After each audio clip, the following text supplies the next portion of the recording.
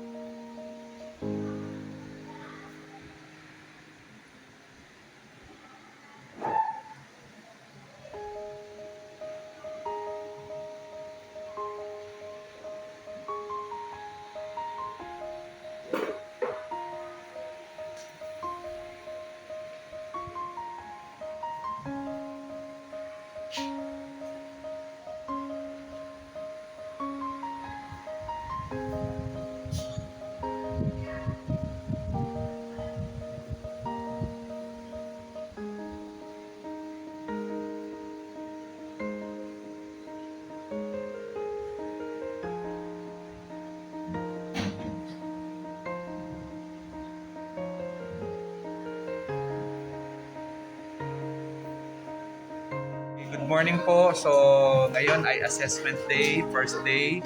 So, maya-maya ay magsisimula na kami. So, ayan po sila sa likod. Kaway po kayo, kaway. Hello! So, pinakuha ko na rin kanilang lapis para sila ay ready na po. Say hi! So, ayan po sila. Okay. Say bye! Ayan, ito po ang kanilang assessment tool. Ayan, first quarter assessment, kindergarten. So, ayan po yun. So, maya-maya bibigay ko sa kanila yan. Ayan po, may mga lapis na sila. Naghahanda na. Okay, itaas nga po ang lapis. Itaas nga po ang lapis. Ito ng papel. Wala magsusulat sa mesa.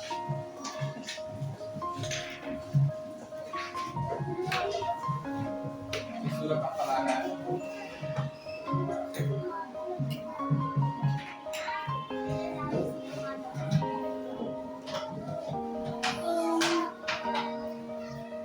Susulat po. Itago po ang mga pencil case. Susulat po ang pangalan.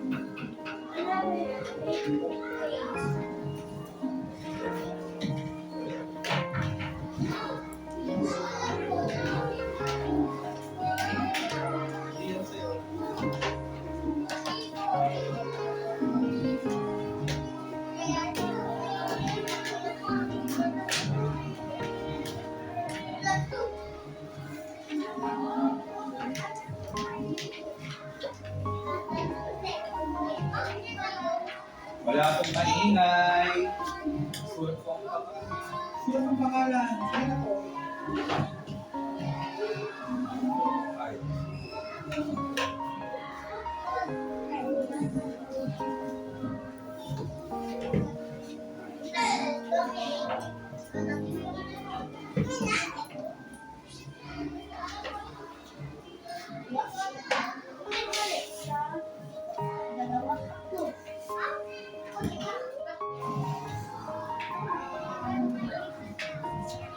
Okay, isulat ang pangalan. Ibabaw. Masulat na po ang pangalan. Tingin nga po yung pangalan. Okay. Kung nasulat na yung pangalan, itaas ng lapis ng ganito. Huwag itap yung lapis. Ganito ang lapis. Ganito. Pagkapos na sa pangalan, itaas po ang lapis, sabi ng teacher. Pagkapos sa pangalan, wala pong titingin sa papel ng iba. Huwag po gagayahin ang sagot ng iba. Naintindihan? Tingin po dito. May papel. Tingin po dito, tingin dito. Number 1. Ano ang iyong kasarian? Ikaw ba ay lalaki o babae? Kung ikaw ay lalaki, bibilugan mo yung lalaki. Kung ikaw ay babae, bibilugan mo yung babae. Number 1 gawin na po. Sino ba dyan ang lalaki at saka babae? Bibilugan po. Ulitin mo. Kung ikaw ay lalaki, bibilugan mo. Kung ikaw ay babae, bibilugan mo din. Nabilugan na po? Okay, taas ang lapis. Number 2 na tayo. Number 2. Tingin po dito kay Teacher Ryan, number 2. Okay. Number 8. Dito tayo taas. Tingin dito. Alin ang katulad ng hugis at sulok? Yung pizza ba, yung regalo, o yung bahay ng bubuyo? Okay? Huwag sasabihin, check lang po. Ano ang katulad ng pizza, ng pizza ng triangle o ng tatsulok? Check nyo. Okay. Check na po. Ay! Takpan mo yung papel mo.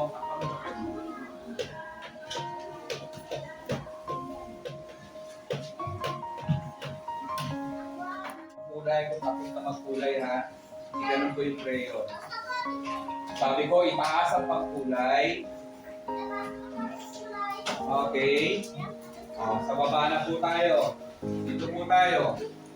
Alin dito ang kailangan natin para tayo ay mabuhay? Kailangan ba natin ng damit, laruan o aeroplano? Okay, ano yung kailangan para tayo ay mabuhay?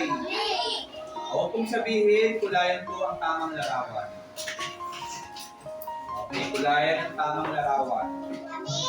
Huwag nga sabihin kulayan lang po.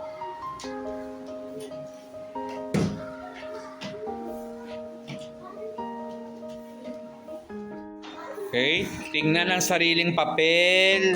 Huwag tumingin sa papel ng iba. Na-drawing na po yung bahay. Sige po, lagyan po yan ng bintana at pinto.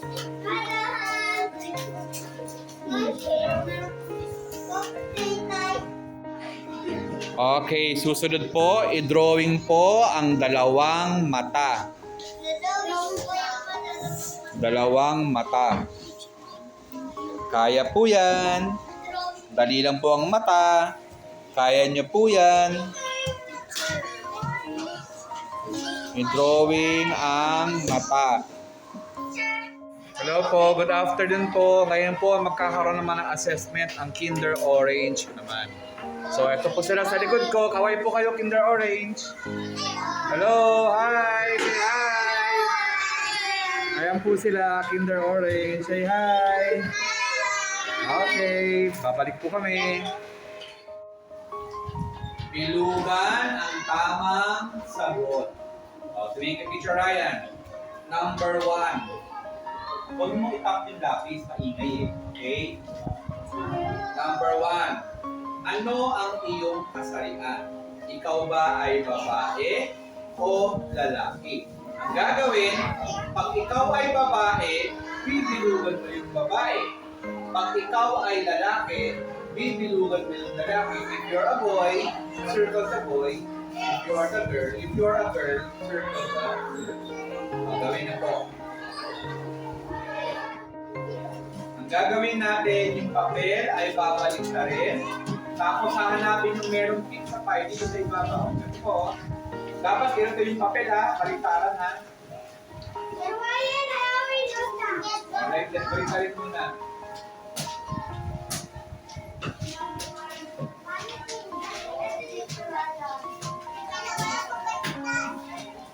Yan, tama. Mga bata, dito na tayo sa likod. Dito na tayo. Dito po. Dito. Yan. Yung merong letter S sa N. Dito na tayo. Anong letra ito? Sige, Teacher Ryan, anong letra ito? S. Anong tunog ng S? Anong letra ito? M. Anong tunog ng M? Ito ay S. Ito ang aling bagay ang nagsisimula sa letrang S? Manika o sinturon? Pagkapatid na. Ito naman, manika o sinturon? Pagkapatid po.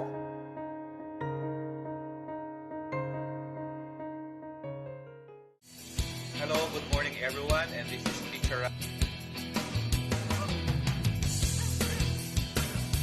Araw!